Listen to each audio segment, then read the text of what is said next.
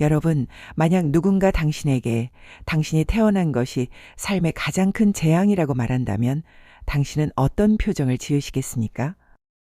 2500년 전 그리스의 숲속에서 반인반수의 괴물 실레노스는 인간들에게 잔인한 진실을 속삭였습니다. 인간아, 내게 가장 좋은 것은 태어나지 않는 것이고 이미 태어났다면 하루라도 빨리 죽는 것이다. 이 참혹한 허무의 심연 앞에서 청년 철학자 프리드리히 니체는 인류 역사상 가장 강렬한 대답을 내놓았습니다. 그것은 공포에 질려 눈을 감는 것이 아니라 오히려 그 운명의 목을 껴안고 함께 춤을 추는 것, 바로 아모르 파티, 운명에 대한 사랑입니다. 이 장엄한 긍정에 도달하기 위해 우리는 먼저 니체의 스승이자 서양 철학의 이단하였던 쇼펜하우어의 거대한 사유의 바다를 건너봐 보려 합니다. 쇼펜하우어는 세계는 나의 표상이다라고 선언했습니다. 우리가 보고 듣고 만지는 이 질서정연한 세상, 햇살, 나무, 그리고 나라는 개인은 사실 우리 인식의 틀이 만들어낸 정교한 껍데기, 즉 표상일지도 모릅니다. 하지만 그 표상에 막을 찍고 들어가면 그곳에는 논리도 이유도 자비도 없는 거대한 용암과 같은 에너지가 소용돌이치고 있습니다. 쇼펜하우어는 이를 의지라고 불렀습니다. 이 의지는 눈먼 욕망이며 끊임없이 무언가를 갈구하지만 결코 채워지지 않는 고통의 근원이 되기도 합니다. 우리가 나라고 믿는 개별적 존재는 이 거대한 의지의 바다 위에 잠시 떠올랐다 사라지는 물거품일 뿐이죠. 니체는 쇼펜하우어의 이 냉혹한 진실을 받아들였습니다. 그러나 니체는 거기서 멈추지 않았습니다. 쇼펜하우어가 고통을 피해 부정의 길로 갔다면 니체는 그 고통의 중심부로 뛰어드는 예술적 긍정의 길을 우리에게 제안한 것입니다. 니체는 그리스인들이 이 심연의 공포를 어떻게 견뎠는지 주목했습니다. 그들은 두 신 아폴론과 디오니소스를 불러냈습니다. 태양의 신 아폴로는 찬란한 빛과 질서로 삶을 장식했습니다. 조각과 서사시처럼 명확한 형상을 통해 삶을 견딜 만한 환상으로 만드는 꿈의 예술을 우리에게 보여주었죠. 반면 술의 신 디오니소스는 도취와 음악으로 우리를 휘감습니다. 나라는 좁은 자아의 벽을 허물고 쇼펜하우어가 말한 그 거대한 근원적 일자와 하나가 되게 합니다. 니체는 진정한 비극이 이 상반된 두 힘이 충돌하여 불꽃을 일으킬 때 탄생한다고 이야기합니다. 디오니소스적인 고통을 아폴론적인 아름다운 형상으로 담아낼 때 인간은 비로소 자신의 파멸마저 예술적으로 향유할 수 있게 된다는 것이죠. 이제 그 비극의 무대 위에 서 있는 첫 번째 거인을 만나보겠습니다. 바로 인간에게 불을 선물한 자 프로메테우스입니다. 그는 신들의 전유물이었던 불을 훔쳐 인간에게 전해주었습니다. 그 불은 문명이자 지혜였으며 인간이 신의 예 속에서 벗어날 수 있는 소중한 도구였습니다. 하지만 그 대가는 참혹했습니다. 제우스는 프로메테우스를 코카서스의 차가운 절벽에 쇠사슬로 묶고 굶주린 독수리를 보내 그의 간을 쪼개 했습니다. 날카로운 부리가 살점을 찢고 장기를 파먹는 고통. 그러나 비극의 진정한 잔인함은 밤에 시작됩니다. 밤이 되면 쪼개진 간이 다시 돋아나고 다음날 아침이면 독수리는 어김없이 다시 날아듭니다. 이 끝없는 고통의 무한 궤도 속에서도 프로메테우스는 굴복하지 않았습니다. 그는 자신의 고통이 인간의 자유를 위한 값진 비용이었음을 직시했습니다. 그는 비명을 지르는 대신 자신을 짓누르는 제우스의 폭압적 운명보다 자신이 더 위대함을 증명해 보였습니다.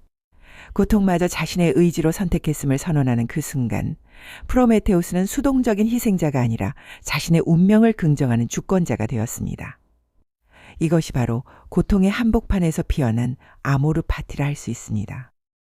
그리고 여기 프로메테우스와는 또 다른 방식으로 운명과 대결한 오이디푸스가 있습니다. 테베의 왕 라이오스는 아들이 아비를 죽이고 어미와 혼인할 것이라는 신탁을 듣고 갓 태어난 오이디푸스의 발뒤꿈치를 뚫어 산에 버립니다. 죽음의 문턱에 내던져진 아기였으나 운명은 가혹한 자비를 베풀었습니다. 산을 지나던 목동이 아이를 발견했고 코린토스의 왕 폴리보스에게 바친 것입니다. 폴리보스 왕은 오이디푸스를 친아들처럼 길렀고 오이디푸스는 자신이 코린토스의 정당한 왕자라고 믿으며 자라났습니다. 하지만 운명의 실타래는 다시 엉키기 시작했습니다.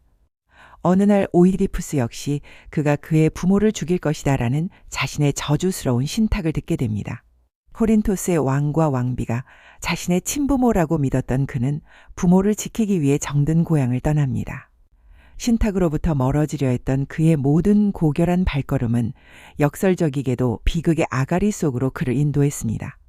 좁은 갈림길에서 사소한 시비 끝에 죽인 노인이 사실은 자신의 친부 라이오스 왕이었고, 탭을 향하던 중 마주한 스핑크스의 수수께끼, 아침에는 4발, 점심에는 2발, 저녁에는 3발로 걷는 것이 무엇인가에 오이디푸스는 그것은 인간이다 라고 답했습니다.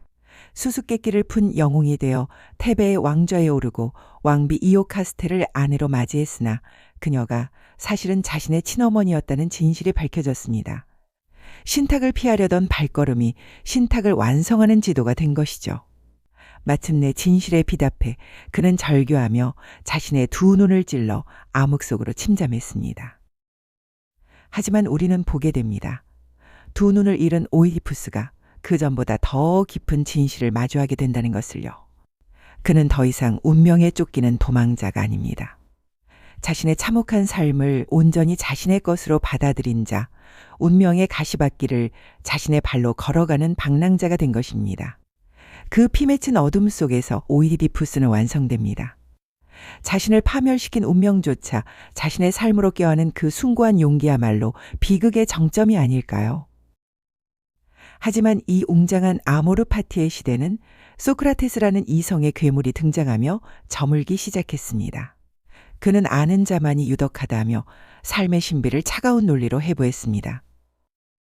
삶은 본래 논리로 설명할 수 없는 모순 그 자체임에도 이성이라는 방벽 뒤로 숨어 삶의 공포를 외면하려 했던 것이죠.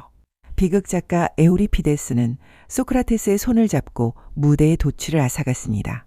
줄거리를 미리 설명하고 기계신인 데우스 엑스 마키나를 내려보내 문제를 해결하며 비극은 영혼의 전율이 아닌 머리로 분석하는 이론이 되어 죽어갔습니다. 인간은 이제 운명과 대결하는 대신 운명을 이해하고 통제하려 드는 나약한 이론적 인간이 되었습니다. 이 지점에서 니체는 우리에게 묻습니다. 여러분, 소크라테스의 후예가 되어 모든 것에 정답을 매기고 확실한 지식의 체계 안에서만 안도하며 삶의 부조리를 외면하고 있지는 않나요? 니체에게 있어 비극의 탄생은 단순한 예술 분석을 넘어 삶의 가장 어두운 진실을 대면하고도 무너지지 않는 강인함에 대한 제안입니다. 니체는 우리에게 다시 디오니소스의 가면을 써보자고 권유합니다. 아모르 파티. 이것은 운명에 순응하는 체념이 아니라 자신의 자아가 찢겨나가는 고통 속에서도 이것이 삶이었던가. 그렇다면 다시 한번이라고 외치는 강자의 축제일 것입니다. 비극의 탄생이란 곧 우리 안에 강인함이 피어나는 순간을 의미합니다. 아폴론적인 이성의 질서가 디오니소스적인 혼돈의 에너지를 따뜻하게 껴안을 때 우리는 비로소 삶의 모든 부조리를 예술로 승화시킬 수 있습니다. 니체는 예술은 삶의 최고의 과제이며 진정한 형이상학적 활동이다라고 말합니다. 우리 모두 정해진 답만을 구걸하는 나약한 시선에서 벗어나 보면 어떨까요? 오이디푸스처럼, 프로메테우스처럼, 때로는 우리를 짓누르는 거대한 운명의 어둠 속으로 담대하게 뛰어들어 보는 것입니다. 쇼펜하우어가 말한 고통의 바다 위에서 아폴론적인 가상에만 매달리기보다 디오니소스적인 도취로 그 물결을 타보는 것이죠. 운명을 사랑한다는 것, 그것이 비록 우리를 고되게 할지라도 그 과정 속에서 우리의 위대함은 비로소 시작될 수 있습니다. 니체가 우리에게 가르쳐준 진리는 명확합니다. 시면을 직시하며 함께 춤추는 자, 자신의 비극을 축제로 만드는 자, 그가 바로 자기 삶의 진정한 주인이 될 수 있다는 사실입니다. 프리드리히 니체의 첫 저서 비극의 탄생. 이 책은 단순한 예술 이론서가 아닙니다. 서양 운명의 심장부를 향한 날카로운 메스이자 삶의 끔찍한 진실 앞에서 우리가 어떻게 살아남을 수 있는지에 대한 아주 대담한 답변이죠. 지금부터 그 핵심 속으로 함께 들어가 보겠습니다. 정말 섬뜩한 말이죠. 고대 그리스 신화 속 현인 실레노스가 남겼다는 지혜입니다. 니체가 주목한 건 바로 이 지점, 즉 존재 자체가 근본적으로 고통이라는 문제에서부터 시작됩니다. 그렇다면 대체 우리는, 그리고 고대 그리스인들은 이 끔찍한 진실 앞에서 어떻게 살아남을 수 있었을까요? 니체의 해답을 이해하려면 먼저 그가 세상을 어떻게 진단했는지부터 살펴봐야 합니다. 그는 선배 철학자인 쇼펜하우어의 통찰을 빌려서 우리가 발딛고선 이 세계가 사실은 두 개의 얼굴을 가지고 있다고 말합니다. 아주 과감한 선언이죠. 그 첫 번째 얼굴은 의지의 세계. 바로 이 세계의 진짜 모습입니다. 이곳에는 나와 너 같은 개별적인 구분이 없어요. 그저 거대하고 혼돈스러운 생명력이 흐를 뿐이죠. 맹목적인 생성과 파괴만이 영원히 반복되는 이 거대한 흐름이야말로 모든 불안과 고통의 근원입니다. 우리의 삶이란 건 말하자면 이 혼돈의 바다에 던져진 작은 조각배 같은 거예요. 자, 그리고 그 혼돈의 바다 위에 떠있는 두 번째 얼굴이 바로 표상의 세계입니다. 우리가 일상적으로 경험하는 바로 그 질서의 세계죠. 시간, 공간, 인과율이라는 우리의 인식 틀을 통해서 저 거대한 의지가 나, 너, 책상, 나무처럼 개별적인 사물로 나타나는 바로 그 현상의 세계인 거죠. 자, 이 표를 보시면 두 세계의 차이가 한눈에 들어오실 겁니다. 왼쪽의 의지가 우리가 감당하기 힘든 고통스러운 진실이라면 오른쪽의 표상은 그 진실을 견디기 위해 우리가 만들어낸 일종의 질서 잡힌 환상이라고 할 수 있겠죠. 이 근본적인 분열, 이걸 이해하는 게 바로 비극의 탄생을 여는 첫 번째 열쇠가 됩니다. 그렇다면 고대 그리스인들은 이 끔찍한 의지의 세계를 대체 어떻게 견뎌냈을까요? 니체는 그들이 예술이라는 정말 위대한 처방을 발명했다고 말합니다. 그리고 그 예술 안에는 서로 정반대되는 두 힘이 격렬하게 작용하고 있었어요. 첫 번째 힘은 태양의 신, 아폴론의 정신입니다. 이건 마치 꿈처럼 아름답고 명확한 형식을 통해서 삶의 고통을 견딜 만하게 만드는 힘이에요. 완벽한 균형미를 자랑하는 그리스 조각상을 떠올려 보세요. 바로 그거죠. 혼돈스러운 현실 위에 질서라는 빛나는 베일을 씌워서 삶을 견디게 만드는 겁니다. 이게 바로 고통스러운 진실로부터 우리를 지켜주는 찬란한 환상의 힘입니다. 하지만 그리스인들은 여기서 멈추지 않았습니다. 그들은 정반대의 힘, 바로 술과 광기의 신 디오니소스의 정신까지도 끌어안았죠. 이건 도취를 통해 나라는 껍질을 깨부수는 힘이에요. 모든 경계가 허물어지고 내가 사라지는 격정적인 음악 속에서 우리는 비로소 삶의 가장 깊은 곳, 그 근원적인 고통과 환희를 동시에 맛보게 되는 겁니다. 그리고 이 정반대의 두 힘이 정말 기적처럼 결합하는 지점에서 인류 최고의 예술, 바로 그리스 비극이 탄생하게 됩니다. 먼저 디오니소스적인 음악과 합창이 세계의 깊은 심연을 드러내주죠. 그러면 아폴론적인 대사와 플롯이 그 형체 없는 공포에 아름다운 꿈과 같은 형식을 입혀줘요. 그럼 관객은 어떻게 될까요? 무대 위 영웅이 파멸하는 걸 보면서 개인의 소멸이라는 공포를 느끼지만 동시에 그를 삼켜버리는 저 거대한 생명력과 하나가 되는 어떤 형이상학적 위안, 그러니까 최고의 예술적 희열을 얻게 되는 거죠. 하지만 이 위대했던 비극의 시대는 안타깝게도 막을 내립니다. 니체는 그 범인으로 딱 한 명의 철학자를 지목하는데요. 여기서부터 서양 문명 전체에 대한 그의 날카로운 비판이 시작됩니다. 네, 바로 소크라테스입니다. 니체는 안다는 것이 곧 선이라는 이 명제, 다시 말해 이성으로 삶의 모든 걸 파악하고 통제할 수 있다는 이 믿음이 비극의 그 심오한 세계를 파괴하고 서구 문명을 병들게 했다고 아주 신랄하게 진단합니다. 모든 걸 이성의 빛으로 설명할 수 있다는 그 낙관주의 말이죠. 그게 결국 삶의 어둡고 이해할 수 없는 심연을 애써 외면하게 만들었다는 거예요. 인간은 더 이상 디오니소서적인 혼돈을 감당하지 못하게 된 거죠. 뭐랄까, 얕은 물에서만 노는 나약한 존재가 되어버렸다고 할까요? 예술도 마찬가지였습니다. 이성을 위한 도구로 전락해버렸죠. 예를 들어 극작가 에우리피데스의 비극처럼 무대 위의 모든 사건은 이제 합리적으로 설명되어야만 했고 관객에게는 어떤 도덕적 교훈을 줘야만 했어요. 그 결과 어떻게 됐을까요? 비극은 신화적인 깊이를 잃고 그저 차가운 지적 유희, 말 그대로 공허한 껍데기만 남게 된 겁니다. 자, 그렇다면 이 병든 문명을 위한 니체의 처방은 무엇일까요? 간단합니다. 바로 비극의 정신을 부활시키는 겁니다. 파멸과 고통까지도 끌어안으면서 삶 전체를 그럼에도 불구하고 긍정하는 바로 그 위대한 태도를 회복해야 한다는 거죠. 비극의 주인공을 다시 한번 떠올려 보시죠. 오이디푸스는 자신의 그 끔찍한 운명 앞에서 결국 파멸하잖아요. 하지만 바로 그 파멸의 순간, 그는 오이디푸스라는 개인의 껍데기를 벗어 던지고 세계의 거대한 생명력, 즉 의지와 하나가 됩니다. 그러니까 그의 파멸은 역설적으로 가장 위대한 초월의 순간이 되는 셈입니다. 이것이 바로 니체가 말하는 비극적 긍정입니다. 이건 뭐 고통을 즐긴다거나 무기력하게 체념하는 것과는 전혀 달라요. 오히려 삶의 빛과 어둠, 기쁨과 고통, 이 모든 것이 결국 분리될 수 없는 하나라는 걸 깨닫고 나에게 주어진 운명 전체를 사랑하겠다고 결단하는 아주 기쁨에 찬 투쟁이라고 할 수 있습니다. 결국 니체는 우리 한 사람 한 사람에게 이렇게 묻고 있는 겁니다. 당신은 소크라테스처럼 이성이라는 안전한 성벽 뒤에 숨어서 삶의 정답만을 찾고 있습니까? 아니면 디오니소스처럼 당신에게 단 한 번 주어진 이 비극적인 삶 자체를 기꺼이 춤추고 노래하는 하나의 축제로 만들겠습니까? 이 질문에 대한 답은 오롯이 우리 각자의 몫으로 남아 있습니다. 환영합니다. 오늘 우리가 함께할 이번 심층 분석 시간, 정말 흥미로운 주제가 기다리고 있는데요. 네, 벌써부터 기대가 됩니다.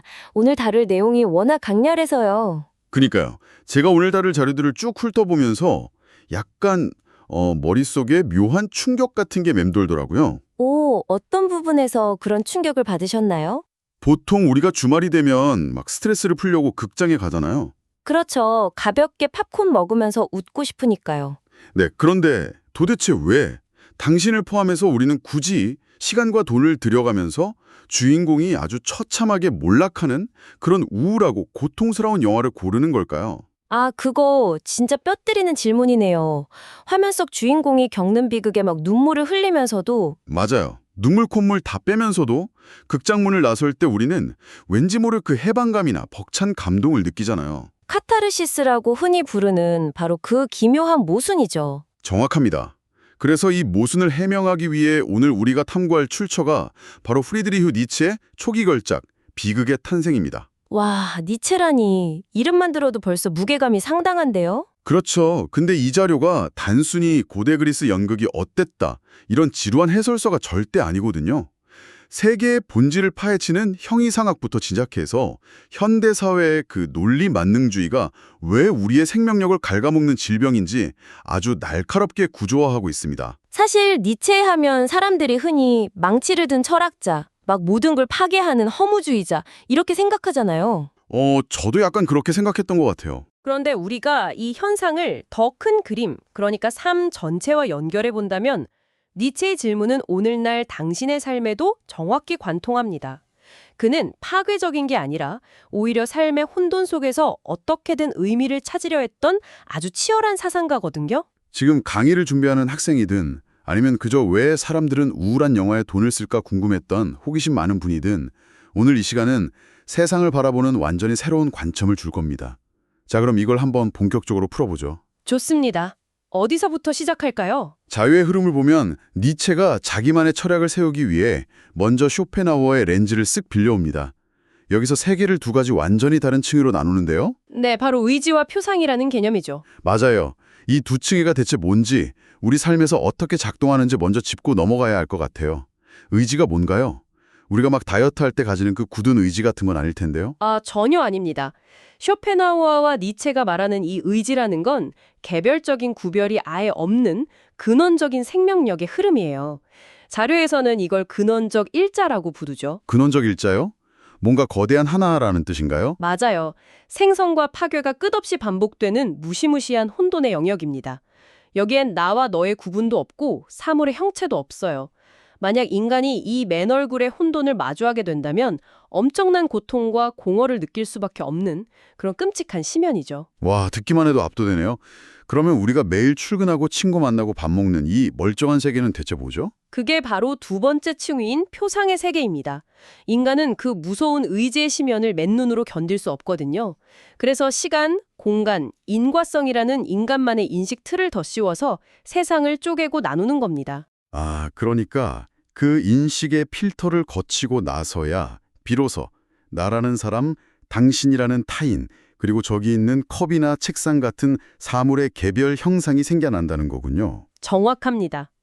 그래야 세상이 이해 가능하고 안전하다고 느끼니까요. 이걸 보면서 제 머릿속에 아주 딱 맞는 비유가 하나 떠올랐는데요. 오, 어떤 비유죠? 그 통제 불가능한 의지가 예측할 수 없고 거친 깊은 심연의 바다라면 표상은 우리가 그 바다 위를 항해하면서 스스로 통제할 수 있다고 믿기 위해 그려놓은 얇은 항해 지도 같은 거 아닐까요? 와, 진짜 완벽한 비유네요.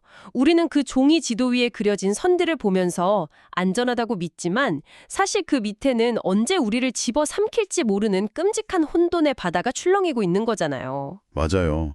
그 지도가 찢어지는 순간 우리는 멘붕에 빠지게 되겠죠. 그런데 여기서 정말 흥미로운 점은 고대 그리스인들이 이 무서운 진실을 아주 뼈저리게 알고 있었다는 겁니다. 그리스인들이요? 그 밝고 쾌활하고 대리석 신전 짓고 올림픽 하던 사람들이요? 네, 겉으로는 그렇게 찬란해 보였지만 내면 깊은 곳에는 존재의 허무에 대한 끔찍한 공포가 있었어요. 자료에 나오는 실레노스의 지혜가 그걸 증명하죠. 아, 실레노스. 그 숲의 정령이 인간에게 해준 조언 말이죠? 맞습니다. 인간에게 가장 좋은 게 뭐냐고 물었더니 실레노스가 기괴하게 웃으면서 이렇게 대답하죠. 가장 좋은 것은 아예 태어나지 않는 것, 그리고 차선은 그나마 일찍 죽어버리는 것이다. 와, 이거 진짜 너무 다크한 거 아닌가요? 태어나지 않는 게 최고라니 완전 극한의 염세주의잖아요. 그렇죠. 이 지독한 고통을 맨정신으로 어떻게 견디겠습니까? 그래서 그리스인들이 이 고통을 견디기 위해 만들어낸 구원의 방패가 바로 오늘 논의의 핵심인 예술인 겁니다. 예술이 단순한 오락이 아니라 생존을 위한 방패였군요. 네, 니체는 여기서 두 가지 상반된 예술적 충동이 대결한다고 봅니다. 바로 아폴론적 정신과 디오니소스적 정신이죠. 아폴론과 디오니소스, 드디어 나왔네요. 먼저 아폴론적 정신은 제가 자료를 보니 꿈, 형상, 그리고 절도의 상징이더라고요. 맞아요. 아까 말씀하신 그 항해 지도를 아주 예쁘고 찬란하게 그리는 힘입니다. 혼돈 위에 아름다운 질서를 더 씌우는 거죠. 조각가가 완벽한 대리석 조각상을 만들거나 호메로스가 눈부신 서사시를 쓰는 것처럼 삶을 좀 견딜 만한 찬란한 환상으로 만들어주는 거네요. 네, 세상은 이렇게 아름답고 내 삶은 살 가치가 있다. 이렇게 스스로를 속이게 해주는 고마운 힘이죠. 그런데 이 아폴론만으로는 예술의 진짜 파괴적인 힘, 우리가 극장에서 느끼는 그 압도적인 카타르시스가 설명이 안 됩니다. 여기서 바로 취함과 해체의 신, 디오니소스가 등판하는 거군요. 그렇습니다. 디오니소스적 힘은 진짜 아폴론과는 완전히 반대입니다. 조형 예술이 아니라 음악의 힘이고요. 형상을 만드는 게 아니라 모든 경계를 허물어버리는 힘이에요. 아까 말한 그 나와 너를 구분하는 개별화의 원리를 부숴버리는 건가요? 맞습니다. 거대한 축제에서 막 미친 듯이 북을 치고 춤을 추면서 이성을 잃고 도취되는 상태를 떠올려 보세요. 자아라는 껍데기를 잊어버리고 그 거대한 생명력과 맹목적인 생명력과 하나로 합일되는 겁니다. 무섭지만 동시에 엄청난 황홀경이죠. 와, 이렇게 두 힘을 놓고 보니까 비극이라는 장르가 어떻게 탄생했는지 머리에 확 전구가 켜지는 느낌이에요. 비극은 슬픈 이야기가 아니라 이 두 힘의 절묘한 조화였던 거네요. 정확히 보셨습니다. 아하 모먼트가 오셨군요. 미쳐버릴 텐데 그걸 무대 위의 사건이나 배우들의 대사라는 아주 명확한 아폴론적인 가상으로 포장해서 보여주는 거잖아요. 맞아요. 아폴론이라는 안전한 필터 덕분에 관객들은 공포에 잡아먹히지 않고 그 심연의 에너지를 예술적 희열로 승화시킬 수 있는 겁니다. 진짜 엄청난 통찰이네요. 그런데 여기서 당신, 우리 청취자분들을 위해 질문을 하나 던지고 싶습니다. 그렇다면 이 모든 게 지금 21세기를 살아가는 우리의 삶과 무슨 상관일까요? 그저 옛날 철학자의 예술론일 뿐일까요? 절대 그렇지 않죠. 이게 바로 삶을 대하는 태도로 뒷결되거든요. 자료에 등장하는 소포클레스의 비극 주인공 오이디푸스를 예로 들어보겠습니다. 아, 오이디푸스. 아버지를 죽이고 어머니와 결혼한다는 그 끔찍한 운명에서 벗어나려고 발버둥 치던 주인공이죠. 네, 보통은 운명의 장난에 노란한 가여운 희생자라고 생각하기 쉬워요. 거대한 운명 앞에 결국 파멸하고 마니까요. 그런데 니체의 렌즈로 보면 이건 단순한 몰락이 아닙니다. 그럼 뭐죠? 오이디푸스가 모든 진실을 알게 된 순간 그는 도망치지 않고 스스로 자기 눈을 찔러버리며 파멸을 온전히 깨어나 버립니다. 그 순간 그는 억울한 피해자라는 개별적 자아의 껍데기를 벗어던지는 거예요. 아, 오히려 파멸의 순간에 세계의 의지 그 자체와 하나가 되는 초월을 경험하는 거군요. 맞습니다. 이게 바로 니체가 말하는 가장 높은 차원의 삶의 긍정입니다. 운명을 피하는 게 아니라 직시하고 내게 닥친 파멸마저 수용할 때 우리는 더 이상 운명에 휘둘리는 희생자가 아닙니다. 운명 그 자체가 되어서 진정한 주체성을 획득하는 거네요. 와, 진짜 소름 돋습니다. 진짜 긍정이라는 건 억지로 웃는 게 아니라 고통 속으로 걸어 들어가는 능동성이었군요. 그렇죠. 이 강인한 생명력이 그리스 비극의 심장이었습니다. 그런데 여기서 분위기가 완전히 반전됩니다. 아, 맞아요. 자료 후반부에 진짜 충격적인 플롯 트위스트가 하나 나오죠. 니체가 이 찬란한 서양 문명이 쇠퇴하게 된 원인, 그 질병의 원흉으로 지목한 사람 있잖아요. 네, 서양 철학의 위대한 성인으로 추앙받는 그 이름, 바로 소크라테스입니다. 아니, 이성과 논리의 대명사인 소크라테스가 대체 왜 문명을 망친 악당이 된 겁니까? 니체는 소크라테스의 그 이성적 낙관주의가 인간의 오만이라고 보는 거예요. 소크라테스는 아는 자만이 유덕하다, 즉 논리와 이성으로 세상의 모든 신비와 고통을 다 해명하고 해결할 수 있다고 믿었거든요. 아, 세상 모든 걸 수학 공식 풀도 정답을 찾을 수 있다는 착각이군요. 현대사회의 그 논리 만능주의나 데이터 지상주의랑 완전히 똑같네요. 바로 그겁니다. 이런 강박 때문에 인간의 그 깊은 본능과 디오니소스적 생명력은 미개한 것으로 취급받고 억압되어 버렸어요. 인간 스스로를 그 나약하고 얄팍한 이성의 방벽 안에 가둬버린 거죠. 예술에서도 이런 타락이 일어났다고 자료에 나오던데요. 비극 작가 에우리피데스의 예시가 아주 인상적이었습니다. 네, 에우리피데스가 아주 결정적인 역할을 했죠. 이전의 비극들이 관객의 무의식을 흔드는 음악과 신비를 중시했다면 에우리피데스는 모든 걸 합리적으로 설명하고 관객을 이해시키려 들었어요. 맞아요. 극 시작할 때 주인공이 무대에 나와서 구구절절 자기 과거랑 상황을 다 브리핑해버린다고 하더라고요. 심지어 그게 막 꼬여서 해결이 안 될 때는 데우스 엑스마키나, 그러니까 기계장치를 타고 신이 갑자기 툭 튀어나와서 모든 갈등을 이성적으로 딱딱 정리해주고 끝내버리죠. 진짜 맷빠지네요. 예술이 우리 내면의 심연을 건드려야 하는데 이건 뭐 그냥 도덕 교과서 해설하는 거랑 다를 게 없잖아요. 그래서 니체는 에우리피데스의 예술이 비극 특유의 상상력과 깊이를 파괴하고 결국 공허한 껍데기만 남겼다고 아주 날카롭게 비판하는 겁니다. 아, 정말 모든 퍼즐이 맞춰지는 기분이네요. 오늘 우리가 탐구한 자료의 핵심을 깔끔하게 정리해보자면 이렇습니다. 진정한 비극이란 이성적 확실성이라는 얄팍한 방패 뒤에 숨지 않는 것. 그렇죠. 세계의 근원적 고통을 똑바로 직시하면서 내 자아가 파멸하는 순간에도 거대한 생명의 리듬과 하나가 되는 아주 강인한 정신의 찬가였습니다. 맞습니다. 그래서 이 대목에서 당신, 이 방송을 듣고 계신 여러분께 자료가 던지는 인문학적 질문을 직접 드리고 싶네요. 네, 어떤 질문이죠? 당신은 지금 소크라테스처럼 안전한 이성의 벽 안에서 정답만을 찾아 헤매는 삶을 살고 있습니까? 아니면 통제할 수 없는 자신의 비극적 운명조차 기꺼이 축제로 만들어버리는 디오니소스적인 삶을 살고 있습니까? 와, 진짜 묵직하게 다가오는 질문입니다. 우리 각자의 삶을 돌아보게 만드네요. 그런데 전문가님 말씀을 듣다 보니 제 머릿속에 이 자료의 논의를 넘어서는 새로운 화두가 하나 탁 떠올랐습니다. 어떤 생각인가요? 만약에 소크라테스가 이성과 논리의 끝판왕이고 디오니소스가 육체를 가진 혼돈과 고통의 상징이라면요. 소크라테스적 논리의 궁극적인 결정체라고 할 수 있는 인공지능 AI가 예술을 창작하는 시대인 지금 우리는 어떻게 될까요? AI의 예술이요? 이거 진짜 흥미로운 접근인데요. 네, 한번 상상해 보시기 바랍니다, 여러분. AI는 방대한 데이터로 완벽한 플롯을 짤 수는 있겠지만 결코 육체를 잃을지도 모른다는 공포나 디오니소스적인 존재의 고통을 직접 겪을 수는 없잖아요. 그렇겠네요. 고통의 땀방울을 흘려본 적이 없죠? 그렇다면 앞으로 우리가 소비하게 될 AI의 예술 작품들은 에우리피데스의 작품처럼 겉보기엔 아주 합리적이고 매끄럽지만 결국은 우리 영혼을 뒤흔들지 못하는 공허한 껍질기에 불과하게 될까요? 이거 정말 소름 돋는 포인트 아닌가요? 완전 공감합니다. 고통과 파멸을 감수하는 그 육체적 실존이 빠진 논리만으로는 결코 진짜 예술의 카타르시스를 만들어낼 수 없다는 아주 뼈아픈 경고처럼 들리네요. 네, 여러분도 오늘 하루 일상에서 이 질문들을 꼭 한번 곱씹어 보셨으면 좋겠습니다. 논리로 풀리지 않는 고통이 찾아올 때 오늘 만난 디오니소스의 강인한 에너지를 기억하시길 바랍니다. 당신의 삶이라는 비극이 억눌린 껍데기가 아니라 언제나 찬란한 축제이기를 진심으로 응원합니다. 오늘 저희가 준비한 딥다이브는 여기까지입니다. 함께해 주신 여러분 긍정적인 에너지 듬뿍 받으시고요. 저희는 여기서 이만 인사드리겠습니다. 감사합니다. 감사합니다. 혼돈 속에서도 당신만의 의미를 찾아내는 하루 보내세요.